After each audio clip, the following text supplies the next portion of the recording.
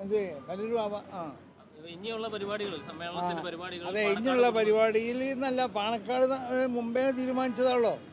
പാണക്കാട് തങ്ങളാണ് മലപ്പുറത്ത് ഞാൻ ചെല്ലുമ്പോൾ ആ യോഗ ഉദ്ഘാടനം ചെയ്യേണ്ടത്. ഇവിടെ ഇപ്പം ആരാണ് ഉദ്ഘാടനം ചെയ്തതെന്ന് പറഞ്ഞ് എന്താണ് M P green Kuriakose M P ആണ് ഇവിടെ ഉദ്ഘാടനം ചെയ്തത്. ഇന്നലെ മന്ത്രി ചെറിയനെ എന്ന് സജി ചെറിയനെ എന്ന് ഉദ്ഘാടനം ചെയ്തത് ഇവിടെ ആലപ്പുഴ.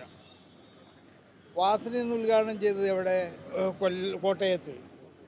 മുഖ്യമന്ത്രിയാണ് ഉദ്ഘാടനം ചെയ്തത് തിരുവനന്തപുരത്ത്. കൊല്ലത്ത് പിന്നെ കൊടിക്കുന്നിൽ സുരേഷാണ് ഉദ്ഘാടനം ചെയ്തത്.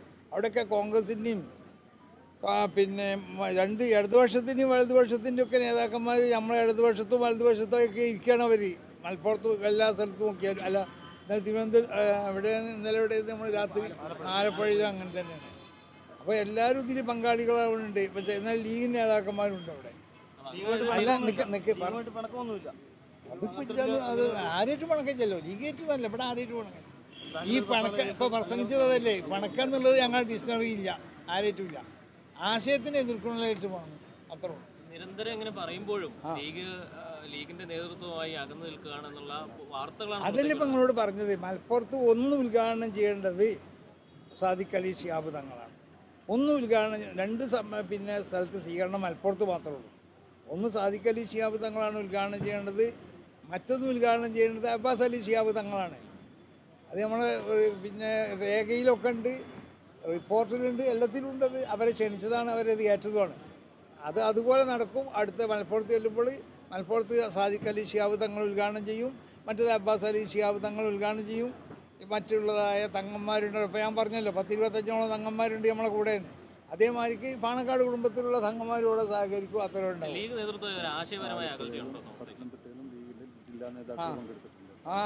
പത്തനംതിട്ടയിലും ലീഗിൽ എന്താ ആശയം നമ്മളെ ആശയത്തിലില്ല. എന്താ ആശയം നമ്മൾ ഒരു സുന്നത്തി വൽ ജമാഅത്തിന്റെ ആശയമാണ്.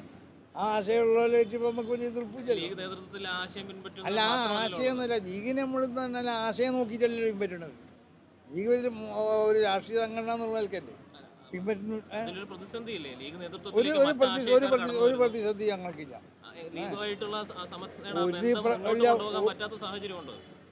എന്താണ് ഇവിടെ ഒരു രാഷ്ട്രീയ പാർട്ടികളായിട്ടുള്ള ബന്ധം മുന്നോട്ട് കൊണ്ടുപോകാൻ പറ്റാത്ത ഒരു സാഹചര്യം ഇല്ലല്ലോ.